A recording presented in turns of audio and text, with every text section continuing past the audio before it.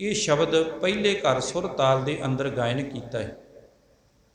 667 ਤੇ 68 ਅੰਗ ਦੇ ਉੱਪਰ ਸੁਭਾਈਮਾਨ ਹੈ। ਧੰਨ ਗੁਰੂ ਰਾਮਦਾਸ ਮਹਾਰਾਜ ਜੀਆਂ ਨੇ ਅੱਜ ਦੇ ਪਾਵਨ ਸ਼ਬਦ ਦੇ ਰਾਹੀਂ ਸਭ ਤੋਂ ਪਹਿਲੀ ਪੰਕਤੀ ਦੇ ਅੰਦਰ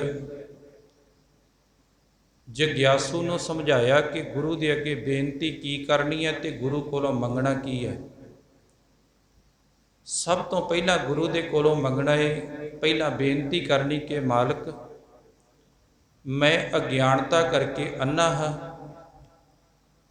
ਤੇ ਜਿਹੜਾ ਬੰਦਾ ਅੰਨਾ ਹੁੰਦਾ ਹੈ ਉਹ ਕਦੇ ਵੀ ਮੰਜ਼ਿਲ ਤੇ ਨਹੀਂ ਪਹੁੰਚ ਸਕਦਾ। ਜਿੰਨੀ ਦੇਰ ਤੱਕ ਉਹਨੂੰ ਕੋਈ ਅੱਖਾਂ ਵਾਲਾ ਉਹਦਾ ਹੱਥ ਪਕੜ ਕੇ ਉਹਦੀ ਮੰਜ਼ਿਲ ਤੇ ਨਹੀਂ ਪਹੁੰਚਾਉਂਦਾ। ਇਸ ਲਈ ਸਤਿਗੁਰੂ ਜੀ ਅਸੀਂ ਅਗਿਆਨਤਾ ਕਰਕੇ ਅੰਨੇ ਹੈ ਤੇ ਤੇਰੇ ਮਾਰਗ ਤੇ ਜਿਹੜੇ ਮਾਰਗ ਦੀ ਤੂੰ ਗੱਲ ਕੀਤੀ ਹੈ, ਖੰਨਿਓ ਤਿੱਖੀ ਵਾਲੋਂ ਨਿੱਕੀ, ਏਤ ਮਾਰਗ ਜਾਣਾ, ਇਸ ਰਸਤੇ ਤੇ ਮੇਰੇ ਵੱਸ ਦੀ ਗੱਲ ਨਹੀਂ ਕਿ ਮੈਂ ਚੱਲ ਸਕਾਂ। ਇਸ ਰਸਤੇ ਤੇ ਤੂੰ ਮੇਰਾ ਮਨ ਰੂਪੀ ਬਾਂਹ ਨੂੰ ਪਕੜ ਕੇ ਮੈਨੂੰ ਆਪਣਾ ਗਿਆਨ ਰੂਪੀ ਪੱਲਾ ਪਕੜਾ ਕੇ ਜੇ ਤੋਰੇ ਤੇ ਮੈਂ ਮੰਜ਼ਿਲ ਤੇ ਪਹੁੰਚ ਸਕਦਾ ਹਾਂ।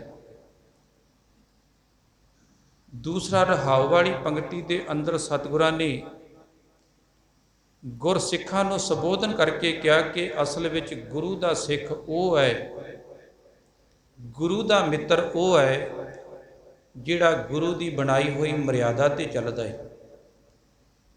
ਜਿਹੜਾ ਗੁਰੂ ਦੀ ਮਰਿਆਦਾ ਤੇ ਨਹੀਂ ਚੱਲਦਾ ਉਹ ਗੁਰੂ ਦਾ ਸਿੱਖ ਜਾਂ ਗੁਰੂ ਦਾ ਮਿੱਤਰ ਨਹੀਂ ਹੋ ਸਕਦਾ। ਤੇ ਤੀਸਰੀ ਪੰਕਤੀ ਦੇ ਅੰਦਰ ਹਜ਼ੂਰ ਨੇ ਕਿਰਪਾ ਕੀਤੀ ਕਿ ਜਿੰਨੀ ਵੀ ਛੇਤੀ ਹੋ ਸਕੇ ਓਨੀ ਛੇਤੀ ਗੁਰੂ ਵਾਲੇ ਪਾਸੇ ਜੁੜ, ਕਿਉਂਕਿ ਸਮੇਂ ਦਾ ਪਤਾ ਨਹੀਂ। ਅੱਜ ਕੱਲ੍ਹ ਕਰਦਿਆਂ ਇਹ ਸਮਾਂ ਲੰਘਦਾ ਜਾ ਰਿਹਾ ਹੈ, ਪਤਾ ਨਹੀਂ ਕਦੋਂ ਆਵਾਜ਼ ਪੈ ਜਾਣੀ ਹੈ। ਇਸ ਕਰਕੇ ਜਿੱਥੇ ਦੁਨੀਆ ਦੇ ਵਿੱਚ ਖਰਚਾ ਇਕੱਠਾ ਕੀਤਾ ਹੈ, ਦੁਨੀਆ ਦੇ ਵਿੱਚ ਬੈਂਕ ਬੈਲੈਂਸ ਇਕੱਠਾ ਕੀਤਾ ਹੈ, ਉੱਥੇ ਜਿਸ ਰਸਤੇ ਤੇ ਤੂੰ ਜਾਣਾ ਹੈ ਉੱਥੋਂ ਦਾ ਬੈਲੈਂਸ ਬਿਲਕੁਲ ਜ਼ੀਰੋ ਹੈ। ਉੱਥੇ ਹਾਲੇ ਖਾਤਾ ਵੀ ਨਹੀਂ ਖੁੱਲ੍ਹਿਆ। ਉਸ ਖਰਚ ਨੂੰ ਵਧਾਉਣ ਦਾ ਯਤਨ ਕਰ, ਉਹ ਖਰਚ ਪੱਲੇ ਬੰਨ੍ਹਣ ਦਾ ਯਤਨ ਕਰ। ਤੇ ਜਿਹੜੇ ਹਰੀ ਦੇ ਗੁਰਮੁਖ ਪਿਆਰੇ ਉਹਦਾ ਨਾਮ ਜਪਦੇ ਆ, ਉਹ ਫਿਰ ਹਰੀ ਪਰਮਾਤਮਾ ਉਹਨਾਂ ਦੇ ਨਾਲ ਮਿਲਿਆ ਰਹਿੰਦਾ ਹੈ।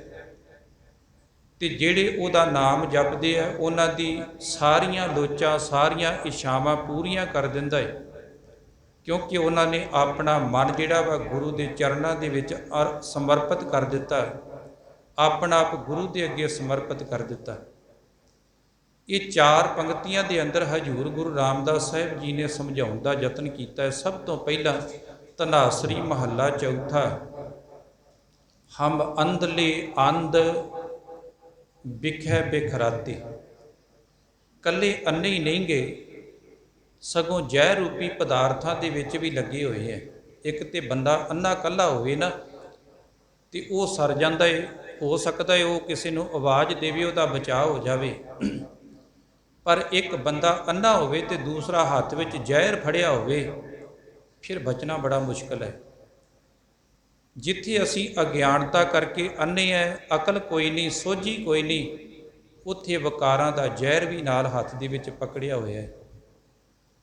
ਤੇ ਗੁਰੂ ਰਾਮਦਾਸ ਸੱਚੇ ਪਾਤਸ਼ਾਹ ਜੀ ਅਰਦਾਸ ਕਰਨ ਦੀ ਜਾਚ ਦੱਸਦੇ, ਹਮ ਅੰਧਲੇ ਅੰਧ ਬਿਖੈ ਬਿਖਰਾਤੇ। ਦਾਤਾ ਜੀ ਅਗਿਆਨਤਾ ਕਰਕੇ ਅੰਨੇ ਹੈ, ਵਿਸ਼ੇ ਵਿਕਾਰ ਜਿਹੜੇ ਜ਼ਹਿਰ ਹੈ ਇਹਨਾਂ ਦੇ ਵਿੱਚ ਲੱਗੇ ਹੋਏ ਹੈ। ਕਿਉਂ ਚੱਲ ਹੈ ਗੁਰ ਚਾਲੀ। ਤੇ ਆਪ ਜੀ ਦੀ ਬਣਾਈ ਹੋਈ ਮਰਿਆਦਾ ਦੇ ਉੱਪਰ ਅਸੀਂ ਕਿਵੇਂ ਚੱਲ ਸਕਦੇ ਹਾਂ? ਆਪ ਜੀ ਦੇ ਮਾਰਗ ਦੇ ਉੱਪਰ, ਆਪ ਜੀ ਦੇ ਰਸਤੇ ਦੇ ਉੱਪਰ ਸਾਡੇ ਵੱਸ ਦੀ ਗੱਲ ਨਹੀਂ ਵੀ ਅਸੀਂ ਉਸ ਰਸਤੇ ਦੇ ਉੱਪਰ ਚੱਲ ਸਕੀਏ। ਤੇ ਫਿਰ ਬੇਨਤੀ ਕਰਦੇ, ਸਤਿਗੁਰ ਦਇਆ ਕਰੇ ਸੁਖ ਦਾਤਾ, ਹਮ ਲਾਵੇ ਆਪਨ ਪਾਲੀ। ਜੇ ਸੁੱਖਾਂ ਦਾ ਦਾਤਾ ਗੁਰੂ ਕਿਤੇ ਦਇਆ ਕਰ ਲਵੇ, ਤਰਸ ਕਰ ਦੇਵੇ ਕਿਤੇ, ਉਹ ਆਪਣਾ ਪੱਲਾ ਪਕੜਾ ਦੇਵੇ ਤੇ ਫਿਰ ਉਹਦਾ ਪੱਲਾ ਪਕੜ ਕੇ ਮੰਜ਼ਿਲ ਤੇ ਪਹੁੰਚਿਆ ਜਾ ਸਕਦਾ ਹੈ। ਆਪਾਂ ਅੱਗੇ ਵੀ ਕਈ ਵਾਰੀ ਬੇਨਤੀ ਕੀਤੀ, ਕਥਾ ਦੇ ਕਰਦੇ ਹਾਂ ਵੀ ਅੰਨਾ ਬੰਦਾ ਜਦੋਂ ਕਿਤੇ ਕਿਸੇ ਅੱਖਾਂ ਵਾਲੇ ਨੂੰ ਆਪਣਾ ਹੱਥ ਫੜਾਉਂਦਾ ਏ ਨਾ, ਤੇ ਉਹ ਪਹਿਲਾਂ ਤਰਲਾ ਲੈਂਦਾ ਵੀ ਮੈਨੂੰ ਅੱਖਾਂ ਤੋਂ ਦਿਸਦਾ ਨਹੀਂ, ਮੈਨੂੰ ਫਲਾਣੇ ਰਸਤੇ ਤੇ ਜਾਂ ਫਲਾਣੀ ਜਗ੍ਹਾ ਤੇ ਕੋਈ ਛੱਡ ਆਵੇ। ਤੇ ਅੱਖਾਂ ਵਾਲਾ ਤਰਸ ਕਰਕੇ ਕਹਿੰਦਾ ਵੀ ਲਿਆ ਬਾਬਾ ਆਪਣਾ ਹੱਥ ਪਕੜਾ, ਤੈਨੂੰ ਤੇਰੀ ਮੰਜ਼ਿਲ ਤੇ ਪਹੁੰਚਾ ਦਿੰਦਾ ਏ ਮੈਂ। ਤੇ ਅੰਨਾ ਬੰਦਾ ਅੱਖਾਂ ਵਾਲੇ ਨੂੰ ਹੱਥ ਪਕੜਾ ਕੇ ਉਹਦੇ ਪਿੱਛੇ ਪਿੱਛੇ ਤੁਰਿਆ ਜਾਂਦਾ, ਉਹਨੂੰ ਕਦੇ ਨਹੀਂ ਪੁੱਛਦਾ ਵੀ ਕਿੱਥੇ ਲੈ ਕੇ ਚੱਲਿਆ ਤੂੰ। ਉਹਨੂੰ ਪਤਾ ਹੈ ਵੀ ਇਹ ਅੱਖਾਂ ਵਾਲਾ ਮੈਨੂੰ ਮੇਰੀ ਮੰਜ਼ਿਲ ਤੇ ਜ਼ਰੂਰ ਖੜੇਗਾ। ਪਰ ਇੱਥੇ ਅਸੀਂ ਪੱਲਾ ਤੇ ਗੁਰੂ ਦਾ ਪਕੜਨਾ ਚਾਹੁੰਦੇ ਹਾਂ, ਪਰ ਗੁਰੂ ਨੂੰ ਆਪਣੀ ਮਰਜ਼ੀ ਨਾਲ ਚਲਾਉਣਾ ਚਾਹੁੰਦੇ ਹਾਂ। ਗੁਰੂ ਦੇ ਮਗਰ ਅਸੀਂ ਨਹੀਂ ਚੱਲਣਾ ਚਾਹੁੰਦੇ, ਅਸੀਂ ਚਾਹੁੰਦੇ ਗੁਰੂ ਸਾਡੇ ਮਗਰ ਚੱਲੇ। ਅਸੀਂ ਗੁਰੂ ਨੂੰ ਆਪਣੇ ਮਗਰ ਚਲਾਉਣਾ ਚਾਹੁੰਦੇ ਹਾਂ, ਗੁਰੂ ਦੇ ਮਗਰ ਅਸੀਂ ਨਹੀਂ ਚੱਲਣਾ ਚਾਹੁੰਦੇ। ਕਦੀ ਅਸੀਂ ਇਹ ਆ ਕੇ ਅਰਦਾਸ ਨਹੀਂ ਕਰਦੇ ਕਿ ਸਤਿਗੁਰੂ ਜੀ ਸਾਡੇ ਤੇ ਕਿਰਪਾ ਕਰਿਓ, ਤੇਰੀ ਬਾਣੀ ਦੇ ਮੁਤਾਬਕ ਅਸੀਂ ਆਪਣੀ ਜ਼ਿੰਦਗੀ ਨੂੰ ਜੀਈਏ। ਅਸੀਂ ਜਦੋਂ ਵੀ ਅਰਦਾਸ ਕੀਤੀ ਅਸੀਂ ਕਿਹਾ ਮਹਾਰਾਜ ਆ ਫਲਾਨਾ ਕੰਮ ਇੱਦਾਂ ਕਰ ਦਿਓ, ਫਲਾਨਾ ਇੱਦਾਂ ਕਰ ਦਿਓ। ਕਦੇ ਇਹ ਨਹੀਂ ਕਿਹਾ ਵੀ ਤੂੰ ਬੜਾ ਕੁਝ ਦਿੱਤਾ ਹੈ, ਮੇਰੀ ਔਕਾਤ ਨਹੀਂ ਸੀ ਜਿੰਨਾ ਤੂੰ ਦੇ ਦਿੱਤਾ ਹੈ, ਇੰਨੇ ਜੋਗੇ ਹੈ ਨਹੀਂ ਸੀ, ਇੰਨੇ ਕੋਈ ਮੇਰੇ ਕਰਮ ਨਹੀਂ ਸੀ ਜਿੰਨਾ ਤੂੰ ਮੇਰਾ ਘਰ ਭਰ ਦਿੱਤਾ ਹੈ। ਹੁਣ ਕਿਰਪਾ ਕਰੀ ਹਿਰਦੇ ਰੂਪੀ ਭਾਂਡਾ ਬਿਲਕੁਲ ਖਾਲੀ ਪਿਆ ਹੈ, ਉਹਨੂੰ ਵੀ ਕਿਤੇ ਗਿਆਨ ਦੀ ਦਾਤ ਦੇ ਕੇ ਭਰ ਦੇ। ਸੰਸਾਰਕ ਘਰ ਮੇਰਾ ਤੂੰ ਭਰਿਆ ਏ, ਪਰ ਹਿਰਦੇ ਰੂਪੀ ਭਾਂਡਾ ਉਹ ਖਾਲੀ ਹੈ, ਕਿਰਪਾ ਕਰਕੇ ਉਹ ਵੀ ਕਿਰਪਾ ਕਰਕੇ ਭਰ ਦਿਓ।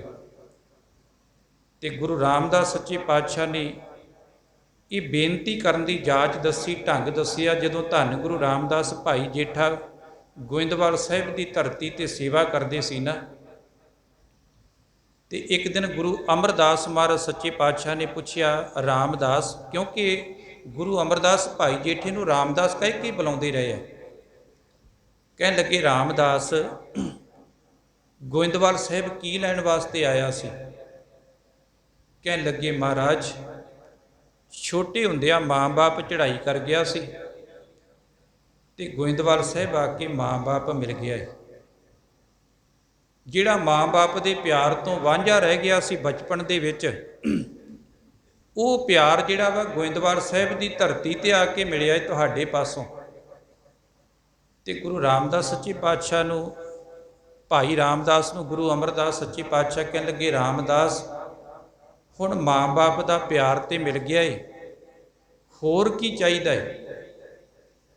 ਤੇ ਹੱਥ ਜੋੜ ਕੇ ਕਿਹਾ ਸੱਚੇ ਪਾਤਸ਼ਾਹ ਹੁਣ ਕਿਰਪਾ ਕਰ, ਜਿਹੜਾ ਆ ਗੁਰਮਤ ਦਾ ਮਾਰਗ ਤੁਸੀਂ ਦਿਖਾ ਰਹੇ ਜੇ, ਇਸ ਰਸਤੇ ਦੇ ਉੱਪਰ ਚੱਲ ਸਕਾਂ ਮੈਂ। ਤੇ ਕਹਿੰਦੇ ਜਦੋਂ ਭਾਈ ਜੇਠੇ ਰਾਮਦਾਸ ਦੀ ਸ਼ਾਦੀ ਬੀਬੀ ਭਾਨੀ ਨਾਲ ਹੋ ਗਈ, ਬਖਸ਼ਿਸ਼ਾਂ ਮਿਲੀਆਂ ਗੁਰੂ ਘਰ ਦੇ ਵਿੱਚੋਂ, ਤੇ ਇੱਕ ਦਿਨ ਗੁਰੂ ਅਮਰਦਾਸ ਨੇ ਪੁੱਛਿਆ ਰਾਮਦਾਸ ਹੁਣ ਮਾਂ-ਬਾਪ ਦਾ ਪਿਆਰ ਵੀ ਮਿਲ ਗਿਆ ਏ, ਇਸ ਘਰ ਵਿੱਚ ਆਇਆ ਏ, ਤੇ ਹੁਣ ਮੈਂ ਆਪਣੀ ਧੀ ਵੀ ਤੇਰੇ ਲੜ ਲਾ ਦਿੱਤੀ ਹੈ, ਹੁਣ ਦੱਸ ਕੋਈ ਦਾਜ ਚਾਹੀਦਾ, ਕੋਈ ਮੰਗ ਤੇਰੀ ਕੋਈ ਹੋਵੇ ਤੇ ਉਹ ਵੀ ਪੂਰੀ ਕਰਦੇ ਆ। ਤੇ ਭਾਈ ਜੇਠੇ ਗੁਰੂ ਰਾਮਦਾਸ ਸਾਹਿਬ ਸੱਚੇ ਪਾਤਸ਼ਾਹ ਨੇ ਗਲ ਵਿੱਚ ਪੱਲਾ ਪਾ ਕੇ ਕਿਹਾ ਸੀ, ਹਰ ਪ੍ਰਭ ਮੇਰੇ ਬਾਬੁਲਾ ਹਰ ਦੇਹੋ ਦਾਨ ਮੈਂ ਦਾਜੋ, ਹਰ ਕੱਪੜੋ ਹਰ ਸੋਭਾ ਦੇਵੋ, ਜਿਤ ਸਬਰੇ ਮੇਰਾ ਕਾਜੋ। ਜੇ ਤੁਸੀਂ ਦਾਜ ਦੇਣ ਲੱਗੇ ਜੇ ਨਾ, ਮੈਨੂੰ ਨਾਮ ਰੂਪੀ ਕੱਪੜਾ ਦੇ ਦਿਓ, ਹਰ ਕੱਪੜੋ ਹਰ ਸੋਭਾ ਦੇਵੋ, ਤੇ ਨਾਮ ਰੂਪੀ ਵਡਿਆਈ ਦੇ ਦਿਓ, ਜਿਹਦੇ ਨਾਲ ਮੇਰੀ ਜ਼ਿੰਦਗੀ ਸੌਰ ਜਾਵੇ। ਇਹ ਨਹੀਂ ਸੀ ਕਿਹਾ ਵੀ ਮੈਨੂੰ ਤੁਹਾਡੇ ਘਰ ਤੇ ਬੜਾ ਕੁਛ ਹੈ, ਮੈਨੂੰ ਘਰ ਹੀ ਬਣਾ ਦਿਓ, ਕੋਈ ਕੋਠੀ ਬਣਾ ਦਿਓ, ਮੈਨੂੰ ਵੀ ਕੋਈ ਚੰਗੇ ਕੱਪੜੇ ਬਣਾ ਦਿਓ ਇਸ ਘਰ ਦੇ ਵਿੱਚੋਂ। ਕਹਿਣ ਲੱਗੇ ਨਾਮ ਰੂਪੀ ਕੱਪੜੇ ਦੇ ਦਿਓ, ਤੇ ਗਿਆਨ ਰੂਪੀ ਵਡਿਆਈ ਦੇ ਦਿਓ, ਬਖਸ਼ਿਸ਼ ਦੇ ਦਿਓ, ਜਿਹਦੇ ਨਾਲ ਮੇਰੀ ਜ਼ਿੰਦਗੀ ਸੌਰ ਜਾਵੇ, ਸਫਲੀ ਹੋ ਜਾਵੇ। ਤੇ ਧੰਨ ਗੁਰੂ ਅਮਰਦਾਸ ਸੱਚੇ ਪਾਤਸ਼ਾਹ ਨੇ ਗੱਲ ਨਾਲ ਲਾ ਕੇ ਕਿਹਾ ਸੀ, ਰਾਮਦਾਸ ਅੱਜ ਤੋਂ ਤੂੰ ਗੁਰੂ ਨਾਨਕ ਦੀ ਗੱਦੀ ਦਾ ਵਾਰਸ ਬਣ ਗਿਆ। ਗੁਰੂ ਰਾਮਦਾਸ ਸੱਚੇ ਪਾਤਸ਼ਾਹ ਨੂੰ ਉਸ ਤਖਤ ਤੇ ਬਿਠਾ ਦਿੱਤਾ, ਕਿਉਂਕਿ ਕਿਸੇ ਸਮੇਂ ਲਾਹੌਰ ਦੀ ਧਰਤੀ ਤੋਂ ਜਦੋਂ ਸੋਢੀ ਆਏ ਵੀ ਸਾਡਾ ਭਤੀਜਾ ਜਿਹੜਾ ਵਾ ਗੁਰੂ ਅਮਰਦਾਸ ਦਾ ਜਵਾਈ ਬਣਿਆ ਏ, ਤੇ ਸਾਡੀ ਬੜੀ ਸੇਵਾ ਹੋਵੇਗੀ, ਉਹ ਤੇ ਇੱਥੇ ਸੇਵਾ ਕਰਾਉਂਦਾ ਹੋਣਾ ਏ, ਸੋਹਣੇ ਕੱਪੜੇ ਪਾ ਕੇ ਕਿਤੇ ਉੱਚੇ ਤਖਤ ਤੇ ਬਿਠਾਇਆ ਹੋਣਾ ਏ, ਕਿਉਂਕਿ ਗੁਰੂ ਘਰ ਦਾ ਜਵਾਈ ਹੈ। ਤੇ ਜਦੋਂ ਗੋਇੰਦਵਾਲ ਸਾਹਿਬ ਆਏ ਤੇ ਕੀ ਦੇਖਿਆ, ਗਾਰੇ ਦੀ ਟੋਕਰੀ ਭਰੀ ਤੇ ਚੋ ਚੋ ਕੇ ਕੱਪੜੇ ਭਰੇ ਪਏ ਭਾਈ ਰਾਮਦਾਸ ਦੇ, ਭਾਈ ਜੇਠੇ ਦੇ।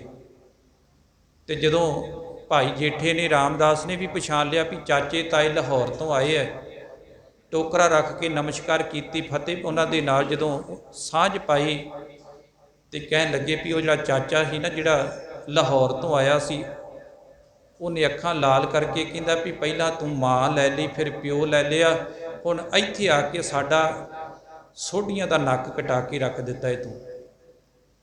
ਗੁਰੂ ਘਰ ਦਾ ਜਵਾਈ ਬਣਿਆ ਤੇ ਜਵਾਈਆਂ ਵਰਗੋਂ ਰਹਿਣੋ, ਇੱਥੇ ਆ ਕੇ ਟੋਕਰੀ ਢੋ ਕੇ ਆ ਗੁਰੂ ਘਰ ਦਾ ਕੰਮ ਹੀ ਬਣ ਗਿਆ, ਕੰਮ ਕਰਦਾ ਪਿਆ ਏ ਤੂੰ, ਤੇ ਸੋਢੀਆਂ ਦੀ ਨੱਕ ਕਟਾ ਦਿੱਤੀ ਹੈ। ਤੇ ਕਹਿੰਦੇ ਸਾਰੇ ਕੋਟ ਸੋਢੀ ਇਕੱਠੀ ਹੋ ਕੇ ਨਾ ਗੁਰੂ ਅਮਰਦਾਸ ਸੱਚੇ ਪਾਤਸ਼ਾਹ ਕੋਲ ਜਾ ਕੇ ਕਹਿਣ ਲੱਗੇ, ਗੁਰੂ ਅਮਰਦਾਸ ਤੁਸੀਂ ਬੜਾ ਮਾੜਾ ਕੀਤਾ, ਜੇ ਉਹਦੀ ਮਾਂ ਨਹੀਂ ਸੀ ਹੈਗੀ, ਪਿਓ ਨਹੀਂ ਸੀ ਹੈਗਾ, ਘੱਟੋ ਘੱਟ ਤੁਸੀਂ ਸ਼ਰਮ ਕਰਦੇ, ਉਹਨੂੰ ਜਵਾਈ ਬਣਾ ਕੇ ਤੇ ਉਹਨੂੰ ਕਾਮੀ ਬਣਾ ਕੇ ਰੱਖ ਲਿਆ ਤੁਸੀਂ, ਉਹਦੀ ਹਾਲਤ ਵੇਖੋ ਕਿੱਦਾਂ ਦੀ ਬਣੀ ਹੈ, ਇਹਨੇ ਤੇ ਸਾਡਾ ਨੱਕ ਕਟਾ ਕੇ ਰੱਖ ਦਿੱਤਾ, ਸਾਨੂੰ ਦੁਨੀਆ 'ਚ ਜੀਉਣ ਜੋਗਾ ਨਹੀਂ ਛੱਡਿਆ। ਤੇ ਧੰਨ ਗੁਰੂ ਅਮਰਦਾਸ ਸੱਚੇ ਪਾਤਸ਼ਾਹ ਮਹਾਰਾਜ ਕਹਿਣ ਲੱਗੇ, ਸੋਢੀਓ ਇਹਨੇ ਤੁਹਾਡਾ ਨੱਕ ਨਹੀਂ ਕਟਾਇਆ, ਜੇ ਦੁਨੀਆ ਤੇ ਨਾ ਰਹਿਣਾ ਸੋਢੀਆਂ ਤੇ ਰਾਮਦਾਸ ਦਾ ਕਰਕੇ ਰਹਿਣਾ ਹੈ। ਜੇ ਤੁਹਾਡਾ ਇੱਥੇ ਨਾਂ ਰਹਿਣਾ ਹੈ ਨਾ, ਉਹ ਰਾਮਦਾਸ ਦਾ ਕਰਕੇ ਸੋਢੀਆਂ ਦਾ ਨਾਂ ਰਹਿਣਾ ਹੈ। ਤੇ ਯਾਦ ਰੱਖਿਓ, ਜਿਹੜੀ ਤੁਹਾਨੂੰ ਚਿੱਕੜ ਦੀ ਟੋਕਰੀ ਦਿਸਦੀ ਹੈ, ਇਹ ਦੀਨ ਦੁਨੀਆ ਦਾ ਛਤਰ ਰਾਮਦਾਸ ਦੇ ਸਿਰ ਦੇ ਉੱਪਰ ਫਿਰਦਾ ਹੈ। ਜਿਹੜੇ ਕਹਿੰਦੇ ਅਸੀਂ ਸਾਡਾ ਨੱਕ ਕਟਾ ਦਿੱਤਾ, ਅੱਜ ਜਦੋਂ ਅੰਮ੍ਰਿਤਸਰ ਸਾਹਿਬ ਦੀ ਧਰਤੀ ਤੇ ਜਾਂਦੇ ਆ ਤੇ ਉੱਥੇ ਪੜ੍ਹਦੇ ਬੈਠਾ ਸੋਢੀ ਪਾਤਸ਼ਾਹ ਰਾਮਦਾਸ ਸਤਿਗੁਰੂ ਕਹਾਵੈ। ਇਹ ਹੈ ਬਖਸ਼ਿਸ਼ਾਂ ਗੁਰੂ ਦੀ ਸੇਵਾ ਦੇ ਵਿੱਚੋਂ। ਤੇ ਧੰਨ ਗੁਰੂ ਰਾਮਦਾਸ ਸੱਚੇ ਪਾਤਸ਼ਾਹ ਨੇ ਇਹ ਨਹੀਂ ਸੀ ਕਿਹਾ ਵੀ ਮੈਨੂੰ ਗਿਆਨ ਚੰਗਾ ਬਖਸ਼ ਦਿਓ, ਮੇਰੇ ਤੇ ਰਹਿਮਤ ਕਰ ਦਿਓ, ਮੈਨੂੰ ਚੰਗੀ ਸੋਝੀ ਦੇ ਦਿਓ। ਉਹਨਾਂ ਕਿਹਾ, ਹਮ ਅੰਧਲੇ ਅੰਧ ਬਿਖੇ ਬਿਖ ਰਾਤੇ, ਕਿਉਂ ਚਾਲੇ ਗੁਰ ਚਾਲੀ, ਸਤਿਗੁਰ ਦਇਆ ਕਰੇ ਸੁਖ ਦਾਤਾ, ਹਮ ਲਾਵੇ ਆਪਨ ਪਾਲੀ। ਮਾਲਕ ਜੀ ਕਿਰਪਾ ਕਰ ਦਿਓ, ਆਪਣੀ ਪੱਲੇ ਦੇ ਨਾਲ ਲਾ ਦਿਓ, ਪੱਲਾ ਪਕੜਾ ਦਿਓ, ਕਿਉਂਕਿ ਅੱਖਾਂ ਦੇ ਦਿੱਤੀਆਂ ਤੇ ਫਿਰ ਆਪਣੀ ਮਰਜ਼ੀ ਨਾਲ ਚੱਲਾਂਗਾ, ਗਿਆਨ ਦੇ ਦਿੱਤਾ ਆਪਣੀ ਮਰਜ਼ੀ ਨਾਲ ਗਿਆਨ ਦੀ ਵਰਤੋਂ ਕਰਾਂਗਾ, ਪਰ ਜੇ ਤੁਸੀਂ ਪੱਲਾ ਪਕੜਾ ਦਿਓਗੇ ਫਿਰ ਤੁਹਾਡੀ ਮਰਜ਼ੀ ਨਾਲ ਚੱਲਾਂਗਾ, ਤੁਹਾਡਾ ਪੱਲਾ ਪਕੜ ਕੇ ਮਗਰ ਮਗਰ ਚੱਲੀ ਜਾਵਾਂਗਾ ਤੇ ਤੁਸੀਂ ਮੈਨੂੰ ਮੰਜ਼ਿਲ ਤੇ ਪਹੁੰਚਾ ਦਿਓਗੇ। ਇਹ ਹੈ ਜਿਹੜੇ ਗੁਰੂ ਦਾ ਪੱਲਾ ਪਕੜਦੇ ਆ, ਗੁਰੂ ਦੀ ਬਾਣੀ, ਜਿਨ੍ਹਾਂ ਨੇ ਗੁਰੂ ਤੋਂ ਗਿਆਨ ਲੈ ਲਿਆ, ਫਿਰ ਉਹ ਗੁਰੂ ਵਰਗੇ ਉਹਨਾਂ ਦਾ ਰੂਪ ਬਣ ਗਿਆ, ਗੁਰੂ ਤੱਕ ਹੀ ਪਹੁੰਚ ਹੋ ਗਈ ਉਹਨਾਂ ਦੀ। ਤੇ ਸਾਹਿਬ ਕਿਰਪਾ ਕਰਦੇ, ਗੁਰਸਿੱਖ ਮੀਤ ਚੱਲੋ ਗੁਰ ਚਾਲੀ, ਐ ਗੁਰਸਿੱਖ ਮਿੱਤਰੋ ਗੁਰੂ ਦੀ ਬਣਾਈ ਹੋਈ ਮਰਿਆਦਾ ਤੇ ਚਾਲ ਤੇ ਚੱਲਣਾ ਕਰੋ, ਤੇ ਜੋ ਗੁਰ ਕਹੇ ਸੋਈ ਭਲ ਮਾਨੋ। ਗੁਰੂ ਦੀ ਮਰਿਆਦਾ ਤੇ ਚੱਲਣਾ ਕੀ ਹੈ? ਜੋ ਗੁਰੂ ਕਹਿ ਰਿਹਾ ਹੈ ਉਹਨੂੰ ਸਤ ਬਚਨ ਕਰਕੇ ਮੰਨੋ। ਗੁਰੂ ਤੇ ਕੀਤੇ ਤੇ ਕਦੇ ਕਿੰਤੂ ਨਾ ਕਰੋ, ਗੁਰੂ ਨਾਲ ਕਦੇ ਰੋਸ ਨਾ ਕਰੋ। ਜਿਹੜੇ ਰੋਸ ਕਰਦੇ ਆ ਉਹਨਾਂ ਨੂੰ ਪ੍ਰਾਪਤ ਕਦੇ ਕੁਝ ਨਹੀਂ ਹੁੰਦਾ, ਜਿਹੜੇ ਧੰਨਵਾਦ ਕਰਦੇ ਸ਼ੁਕਰਾਨੇ ਕਰਦੇ ਆ ਨਾ, ਉਹ ਫਿਰ ਗੁਰੂ ਦਾ ਰੂਪ ਬਣ ਜਾਂਦੇ। ਸਾਡੀ ਹਾਲਤ ਪਤਾ ਕਿੱਦਾਂ ਦੀ ਹੈ? ਕਹਿੰਦੇ ਕਿਸੇ ਮਹਾਤਮਾ ਤੇ ਇੱਕ ਉਹਦਾ ਚੇਲਾ ਦੋਵੇਂ ਜੰਗਲ ਵਿੱਚ ਰਿਹਾ ਕਰਦੇ ਆ। ਅੱਜ ਬਾਰਿਸ਼ ਬੜੀ ਹੋਈ ਤੇ ਉਹ ਜਿਹੜੀ ਛਪਰੀ ਦੇ ਵਿੱਚ ਰਹਿੰਦੇ ਸੀ ਚੋਣ ਲੱਗ ਪਈ, ਉਹ ਕਮਰਾ ਜਿਹੜਾ ਸੀ ਛੋਟਾ ਜਿਹਾ। ਮਹਾਤਮਾ ਚੇਲੇ ਨੂੰ ਕਹਿੰਦੇ ਵੀ ਦੇਖ ਛੱਤ ਚੋਣ ਲੱਗ ਪਈ ਹੈ ਤੇ ਜਾਂ ਮਿੱਟੀ ਪਾਇਆ ਉੱਤੇ। ਕਹਿੰਦਾ ਸੰਤ ਜੀ ਤੁਸੀਂ ਥੱਲੇ ਤੇ ਮੈਂ ਛੱਤ ਤੇ, ਮੈਂ ਨਹੀਂ ਚਾਹੁੰਦਾ ਮੇਰਾ ਗੁਰੂ ਨੀਵਾਂ ਹੋਵੇ ਤੇ ਮੈਂ ਉੱਚਾ ਜਾਵਾਂ। ਮੈਂ ਤੇ ਆਪਣੇ ਗੁਰੂ ਦੀ ਵਡਿਆਈ ਕਰਨੀ ਹੈ, ਮੈਂ ਤੇ ਆਪਣੇ ਗੁਰੂ ਦਾ ਸਤਿਕਾਰ ਕਰਨਾ ਹੈ। ਮੈਂ ਛੱਤ ਤੇ ਨਹੀਂ ਜਾ ਸਕਦਾ, ਮੈਂ ਆਪਣੇ ਗੁਰੂ ਨੂੰ ਨੀਵਾਂ ਥੋੜ੍ਹਾ ਦਿਖਾਉਣਾ ਹੈ। ਕਹਿੰਦੇ ਚੱਲ ਫਿਰ ਅਸੀਂ ਮਿੱਟੀ ਪਾਉਣੀ। ਕਹਿੰਦਾ ਹਾਂ ਤੁਸੀਂ ਪਾਓ। ਮਿੱਟੀ ਪਾਈ, ਮਕਾਨ ਚੋਣੋਂ ਹਟ ਗਿਆ। ਕਹਿੰਦੇ ਵੀ ਚੱਲ ਹੁਣ ਬਾਰਿਸ਼ ਹਟ ਗਈ ਹੈ ਤੇ ਚੱਲ ਤੂੰ ਪਿੰਡ ਦੇ ਵਿੱਚੋਂ ਗਜਾ ਕਰ ਲਿਆ, ਪ੍ਰਸ਼ਾਦੇ ਛਕੀ, ਆਪਾਂ ਭੁੱਖ ਲੱਗੀ ਹੈ। ਕਹਿੰਦਾ ਸੰਤ ਜੀ ਤੁਹਾਨੂੰ ਇੱਥੇ ਇਕੱਲਿਆਂ ਛੱਡ ਕੇ ਮੈਂ ਪਿੰਡ 'ਚ ਜਾਵਾਂ? ਕੋਈ ਜਾਨਵਰ ਆ ਗਿਆ ਮੇਰੇ ਗੁਰੂ ਨੂੰ ਖਾ ਜਾਵੇਗਾ, ਮੈਂ ਤੁਹਾਨੂੰ ਇਕੱਲਿਆਂ ਨੂੰ ਛੱਡ ਕੇ ਨਹੀਂ ਜਾਣਾ। ਉਹ ਕਹਿੰਦੇ ਚਲੋ ਠੀਕ ਹੈ ਫਿਰ ਅਸੀਂ ਗਜਾ ਕਰ ਲਿਆਉਣੀ। ਕਹਿੰਦਾ ਤੁਸੀਂ ਕਰ ਲਿਆਓ। ਸੰਤ ਗਜਾ ਕਰਕੇ ਲੈ ਆਏ। ਕਹਿੰਦੇ ਵੀ ਆ ਜਾ ਹੱਥ ਧੋ ਕੇ ਪ੍ਰਸ਼ਾਦਾ ਛਕ ਲੈ। ਕਹਿੰਦਾ ਇਹ ਤੇ ਕੰਮ ਜ਼ਰੂਰ ਕਰਾਂਗਾ, 2 ਵਚਨ ਮੈਂ ਪਹਿਲਾਂ ਤੁਹਾਡੇ ਨਹੀਂ ਮੰਨੇ, ਤੀਜਾ ਵਚਨ ਤੇ ਹੁਣ ਜ਼ਰੂਰ ਮੰਨਾਂਗਾ। ਦੋ ਬਚਨ ਮੇਰੇ ਤੋਂ ਮੰਨੇ ਨਹੀਂ ਗਏ ਅੱਗੇ। ਅਸੀਂ ਵੀ ਖਾਣ ਪੀਣ ਵਾਲਾ ਬਚਨ ਹੀ ਮੰਨਦੇ ਹਾਂ। ਜਿਹੜਾ ਗੁਰੂ ਦਾ ਲੰਗਰ ਦਾ ਬਚਨ ਹੋਵੇ ਨਾ ਵੀ ਲੰਗਰ ਕਿੱਦਾਂ ਦਾ ਲੱਗਣਾ ਹੈ, ਤੇ ਫਿਰ ਵੇਖੋ ਕਿੱਦਾਂ ਭੀੜ ਹੁੰਦੀ ਹੈ। ਤੇ ਜਿੱਥੇ ਗੁਰੂ ਦੇ ਸ਼ਬਦ ਦਾ ਲੰਗਰ ਹੈ, ਅਸੀਂ ਕਹਿੰਦੇ ਨਹੀਂ ਇਹ ਬਚਨ ਸਾਡੇ ਵੱਸ ਦੀ ਗੱਲ ਨਹੀਂ। ਇਹ ਤੇ ਜਿਹੜੇ ਗੁਰਦੁਆਰੇ ਭਾਈ ਰਹਿੰਦੇ ਆ ਉਹਨਾਂ ਦਾ ਕੰਮ ਹੈ, ਉਹ ਸਵੇਰੇ ਉੱਠ ਕੇ ਬਾਣੀ ਪੜ੍ਹਨ। ਭਾਈ ਸਵੇਰੇ ਉੱਠ ਕੇ ਬਾਣੀ ਪੜ੍ਹਨ ਤੇ ਅਸੀਂ ਅਰਦਾਸ ਕਰਾਉਣੀ ਹੈ। ਅਰਦਾਸ ਉਹਨਾਂ ਸਾਡੇ ਨਾਂ ਦੀ ਕਰ ਦੇਣੀ ਹੈ। ਸੁਖਮਨੀ ਸਾਹਿਬ ਦਾ 1100 ਦੇਣਾ, ਭਾਈਆਂ ਨੇ 2.5-3 ਘੰਟੇ ਲਾ ਕੇ ਪੜ੍ਹ ਦੇਣਾ ਹੈ। ਅਸੀਂ ਬਾਹਰ ਪ੍ਰਾਹੁਣੇ ਸਾਂਭਾਂਗੇ ਤੇ 1100 ਦੇ ਵਿੱਚ ਸਿੱਧਾ ਸਾਡੇ ਅਕਾਊਂਟ 'ਚ ਸੁਖਮਨੀ ਸਾਹਿਬ। ਅਖੰਡ ਪਾਠ ਸਾਹਿਬ ਸਾਨੂੰ ਕੀ ਲੋੜ ਹੈ 3 ਦਿਨ ਖਪਣ ਦੀ, ਉਹ ਭਾਈ ਲਾਵਾਂਗੇ, ਰੁਪਈਆ 6100 ਦੇਵਾਂਗੇ ਤੇ ਨਾਲੇ ਅਸੀਂ ਸੌਖੇ, ਨਾਲੇ ਭਾਈਆਂ ਦਾ ਤੋਰੀ ਫੁਲਕਾ ਚੱਲੀ ਜਾਊਗਾ ਤੇ ਅਖੰਡ ਪਾਠ ਸਿੱਧਾ ਸਾਡੇ ਅਕਾਊਂਟ 'ਚ। ਕਦੀ ਇਹ ਨਹੀਂ ਕਿਹਾ ਵੀ ਭਾਈ ਸਾਹਿਬ ਸਾਡਾ ਆਹ ਕੱਪੜੇ ਪਾਉਣ ਨੂੰ ਜੀ ਕਰਦਾ ਤੇ ਪੈਸੇ ਲੈ ਜਾਓ ਵੀ ਤੁਸੀਂ ਆਹ ਚੰਗਾ ਸੂਟ ਸਵਾ ਕੇ ਪਾ ਲਿਓ, ਇਹਦਾ ਸਾਨੂੰ ਫਾਇਦਾ ਹੋ ਜਾਵੇਗਾ, ਅਰਦਾਸ ਸਾਡੇ ਨਾਂ ਦੀ ਕਰ ਦਿਓ। ਚੰਗਾ ਖਾਣਾ ਪੱਕਾ ਹੋਵੇ, ਇਹ ਨਹੀਂ ਕਦੀ ਕਿਹਾ ਵੀ ਭਾਈ ਸਾਹਿਬ ਤੁਸੀਂ ਛਕ ਲਓ ਤੇ ਸਾਡੇ ਨਾਂ ਦੀ ਅਰਦਾਸ ਕਰ ਦਿਓ, ਸਾਨੂੰ ਫਾਇਦਾ ਹੋ ਜਾਵੇਗਾ। ਨਹੀਂ, ਕਹਿੰਦੇ ਇਹ ਤੇ ਸਾਡੇ ਵਾਸਤੇ ਹੈ, ਭਾਈਆਂ ਵਾਸਤੇ ਇਹੋ ਹੀ ਆ ਵੀ ਉਹ ਬਾਣੀ ਪੜ੍ਹਨ ਤੇ ਸਾਡੇ ਨਾਂ ਦੀ ਅਰਦਾਸ ਕਰ ਦੇਣ।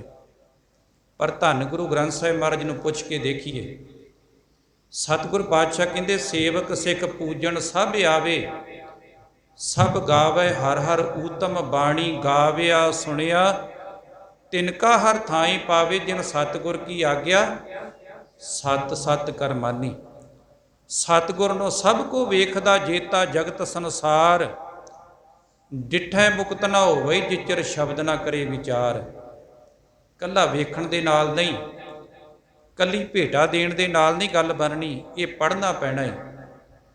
ਇਹ ਪੜ੍ਹ ਕੇ ਗੁਰੂ ਦੀ ਗੱਲ ਨੂੰ ਮੰਨਣਾ ਪੈਣਾ ਤੇ ਸਾਹਿਬ ਕਿਰਪਾ ਕਰਦੇ ਆ, ਜੋ ਗੁਰ ਕਹੇ ਸੋਈ ਭਲ ਮਾਨੋ, ਹਰ ਹਰ ਕਥਾ ਨਿਰਾਲੀ। ਜੋ ਗੁਰੂ ਕਹਿੰਦਾ ਹੈ ਉਹਨੂੰ ਸਤ ਬਚਨ ਕਰਕੇ ਮੰਨੋ। ਤੇਰੀ ਜ਼ਿੰਦਗੀ ਦੇ ਵਿੱਚ ਨਿਰਾਲਾ, ਤੇਰੀ ਜ਼ਿੰਦਗੀ ਦੇ ਵਿੱਚ ਬਦਲਾਵ ਆ ਜਾਵੇਗਾ। ਤੇਰੀ ਜ਼ਿੰਦਗੀ ਜਿਹੜੀ ਜਿੱਥੇ ਪਹਿਲਾਂ ਠੱਗੀਆਂ ਮਾਰਦਾ ਹੈ ਉੱਥੇ ਲੋਕਾਂ ਦਾ ਭਲਾ ਕਰਨਾ ਸ਼ੁਰੂ ਕਰ ਦੇਵੇਗਾ, ਜਿੱਥੇ ਝੂਠ ਬੋਲਦਾ ਹੈ ਉੱਥੇ ਸੱਚ ਆ ਜਾਵੇਗਾ। ਇਹ ਤੇਰੀ ਜਿੱਥੇ ਕ੍ਰੋਧ ਸੀ ਉੱਥੇ ਸ਼ਾਂਤੀ ਆ ਜਾਵੇਗੀ।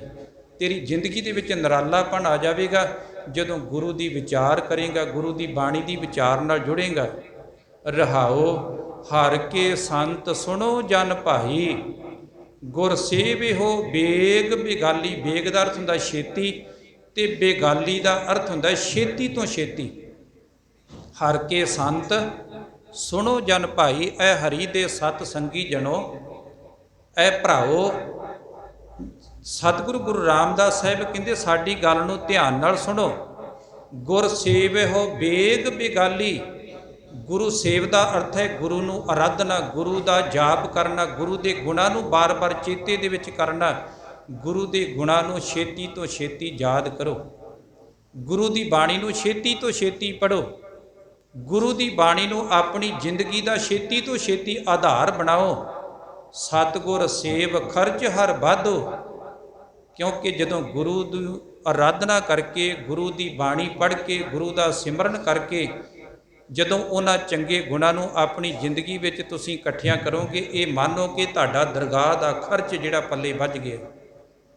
ਔਗਣ ਜਿਹੜੇ ਆ ਉਹ ਇੱਥੇ ਸੰਸਾਰ ਵਿੱਚ ਰਹਿ ਜਾਣੇ ਆ ਤੇ ਇਹਨਾਂ ਔਗਣਾਂ ਨੇ ਸਾਨੂੰ ਇੱਥੇ ਡੋਬ ਕੇ ਰੱਖ ਦੇਣਾ ਹੈ। ਕਿਉਂਕਿ ਰੱਬ ਦੀ ਦਰਗਾਹ ਦੇ ਵਿੱਚ ਉੱਥੇ ਚੰਗੇ ਗੁਣ ਜਾਣੇ ਆ। ਗੁਰੂ ਨਾਨਕ ਸਾਹਿਬ ਦਾ ਇੱਕ ਬਚਨ ਹੈ, ਦੋਏ ਦੀਵੇ 14 ਹਟ ਨਾਲੇ, ਜੇਤੇ ਜੀ ਤੇਤੇ ਵਣਜਾਰੇ, ਖੁੱਲੇ ਹੱਟ ਹੋਆ ਵਪਾਰ, ਜੋ ਪਹੁੰਚੇ ਸੋ ਚੱਲਣ ਹਾਰ, ਧਰਮ ਦਲਾਲ ਪਾਏ ਨਿਸ਼ਾਨ, ਨਾਨਕ ਨਾਮ ਲਾਹਾ ਪ੍ਰਵਾਨ, ਘਰ ਆਏ ਵੱਜੀ ਵਧਾਈ, ਸੱਚ ਨਾਮ ਕੀ ਮਿਲੇ ਵਡਿਆਈ। ਜਿਹੜੇ ਸੱਚੇ ਨਾਮ ਨਾਲ ਜੁੜੇ ਸੀ ਉਹਨਾਂ ਨੂੰ ਵਡਿਆਈਆਂ ਮਿਲਦੀਆਂ, ਉਹਨਾਂ ਨੂੰ ਫਿਰ ਰੇ ਦਰਕੇ ਕਹੇ ਨਾ ਕੋ, ਆਓ ਬੈਠ ਆਦਰ ਸੁਭ ਦੇਵ। ਉਹਨਾਂ ਨੂੰ ਮਾਨ ਮਿਲਦਾ ਹੈ, ਵਡਿਆਈ ਮਿਲਦੀ ਹੈ। ਤੇ ਸਾਹਿਬ ਕਿਰਪਾ ਕਰਦੇ ਨੇ। ਅਸਲ ਦੇ ਵਿੱਚ ਜਿਨ੍ਹਾਂ ਨੇ ਸਤਿਗੁਰ ਸੇਵ ਖਰਚ ਹਰ ਵਾਧੋ, ਜਿਨ੍ਹਾਂ ਨੇ ਸਤਿਗੁਰੂ ਨੂੰ ਸੇਵ ਕੇ ਯਾਦ ਕਰਕੇ ਗੁਰੂ ਦੇ ਚੰਗੇ ਗੁਣਾਂ ਨੂੰ ਆਪਣੀ ਜ਼ਿੰਦਗੀ ਦੇ ਵਿੱਚ ਉਹਨਾਂ ਗੁਣਾਂ ਨੂੰ ਇਕੱਠਿਆਂ ਕੀਤਾ। ਇਹ ਮੰਨੋ ਕਿ ਤੇਰੀ ਜ਼ਿੰਦਗੀ ਦਾ ਖਰਚ ਹੈ। ਜਦੋਂ ਤੂੰ ਦਰਗਾਹ ਵਿੱਚ ਜਾਣਾ ਹੈ ਤੇ ਇਹ ਖਰਚ ਨਾਲ ਜਾਣਾ ਹੈ। ਮਤ ਜਾਣੋ ਆਜ ਕੇ ਕੱਲ੍ਹ ਹੀ। ਇਹ ਮਤ ਸੋਚ ਵੀ ਕੋਈ ਨਹੀਂ, ਅੱਜ ਨਹੀਂ ਕੱਲ੍ਹ ਨੂੰ ਪਾਠ ਕਰ ਲਵਾਂਗੇ, ਪਰਸੋਂ ਪੜ੍ਹ ਲਵਾਂਗੇ, ਚੌਥ ਪੜ੍ਹ ਲਵਾਂਗੇ। ਇਹ ਜ਼ਿੰਦਗੀ ਨੂੰ ਇਵੇਂ ਲਗਾ ਨਾ ਤੇ ਗੁਰੂ ਵਾਲਾ ਬਣਨ ਦਾ ਯਤਨ ਕਰ। ਕਈ ਵਾਰੀ ਨਾ ਆਪਾਂ ਮਨ ਦੇ ਵਿੱਚ ਪਤਾ ਕੀ ਹੁੰਦਾ, ਕੋਈ ਨਹੀਂ ਮੈਂ ਬਾਣੀ ਤੇ ਪੜ੍ਹਦਾ ਹੀ ਹੈ ਤੇ ਕੋਈ ਨਹੀਂ ਬਾਣੀ ਪੜ੍ਹੀ ਜਾਂਦੇ ਆਪਾਂ। ਬੱਚਾ ਉਹ ਚੰਗਾ ਵਧੀਆ ਪੜ੍ਹਦਾ ਹੋਵੇ, ਕਿਤਾਬਾਂ ਚੰਗੀਆਂ ਉਹਦੇ ਕੋਲ ਪੜ੍ਹਨ ਲਿਖਣ ਵਾਲੀਆਂ ਹੋਣ, ਉਹ ਚੰਗਾ ਵਧੀਆ ਗਿਆਨ ਹਾਸਲ ਕਰ ਲੈਂਦਾ ਕਿਤਾਬਾਂ ਦੇ ਵਿੱਚੋਂ। ਪਰ ਜਦੋਂ ਉਹਦੇ ਮਾਪੇ ਸਕੂਲੇ ਜਾਂਦੇ ਆ, ਕਹਿੰਦੇ ਵੀ ਸਾਡੇ ਬੱਚੇ ਨੂੰ ਸਾਰੀਆਂ ਕਿਤਾਬਾਂ ਬੁੱਕਸ ਯਾਦ ਹੈ ਤੇ ਐਰਕੀ ਇਮਤਿਹਾਨ ਦਿਵਾਉਣਾ ਹੈ, ਉਹ ਕਹਿੰਦੇ ਪਹਿਲਾਂ ਐਡਮਿਸ਼ਨ ਕਰਾਓ।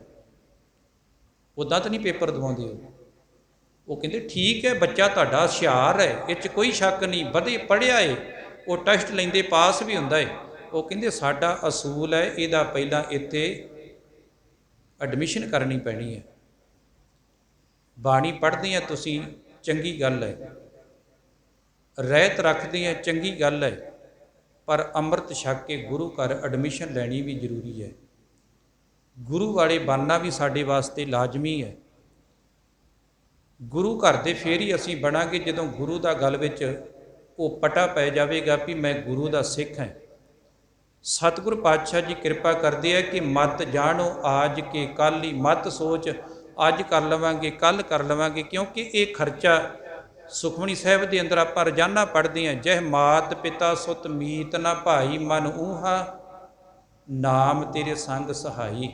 ਜਹ ਮਹਾ ਭਿਆਨ ਦੂਤ ਜਮ ਦਲੈ, ਤਹ ਕੇਵਲ ਨਾਮ ਸੰਗ ਤੇਰੇ ਚਲੇ। ਜਹ ਮੁਸ਼ਕਲ ਹੋਵੇ ਅਤ ਭਾਰੀ, ਹਰ ਕੋ ਨਾਮ ਖਿਨ ਮਾਹੇ ਉਧਾਰੀ।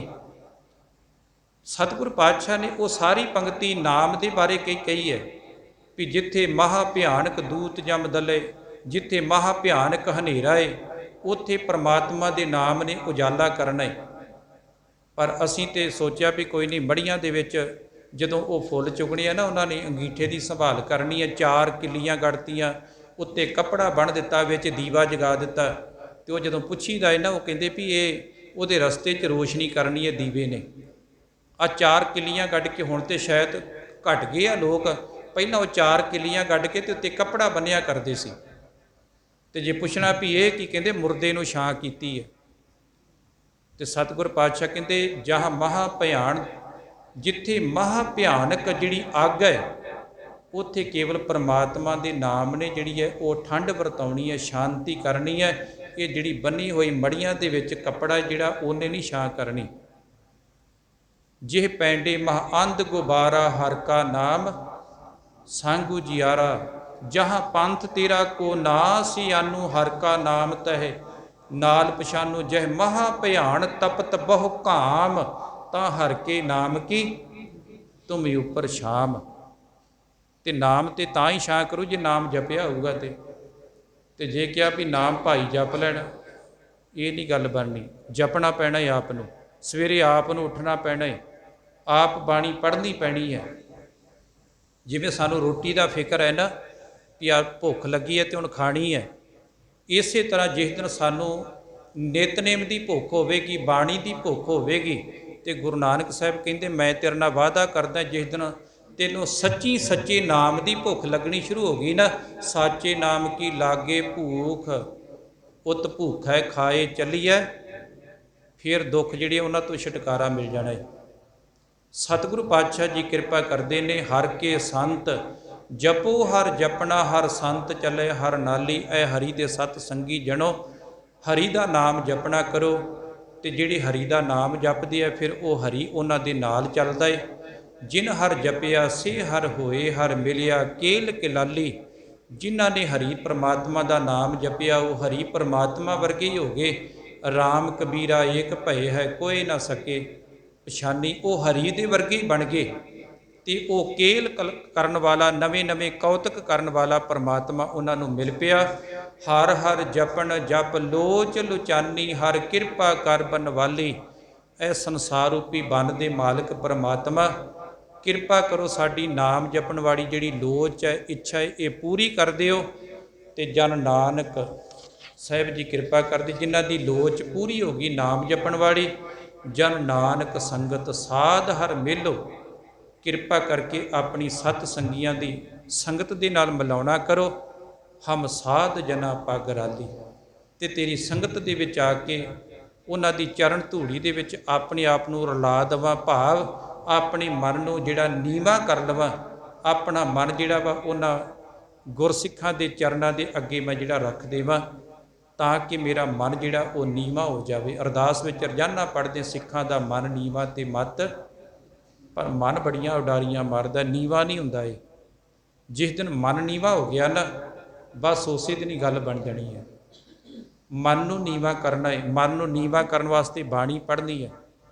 ਗੁਰੂ ਰਾਮਦਾਸ ਸੱਚੇ ਪਾਤਸ਼ਾਹ ਕਿਰਪਾ ਕਰਨ, ਆਪਣੇ ਚਰਨਾਂ ਦਾ ਪਿਆਰ, ਗੁਰਸਿੱਖੀ ਵਾਲੇ ਜੀਵਨ ਬਖਸ਼ਣ, ਜਿਸ ਸਦਕਾ ਇਹ ਲੋਕ ਸੁਖੀਏ ਪਰ ਲੋਕ ਸੁਹੇਲੇ, ਨਾਨਕ ਹਰ ਪ੍ਰਭ ਆਪੇ ਮੇਲੇ। ਵਾਹਿਗੁਰੂ ਜੀ ਕਾ ਖਾਲਸਾ, ਵਾਹਿਗੁਰੂ ਜੀ ਕੀ ਫਤਿਹ। ਸਤਨਾਮ ਵਾਹਿਗੁਰੂ, ਸਤਨਾਮ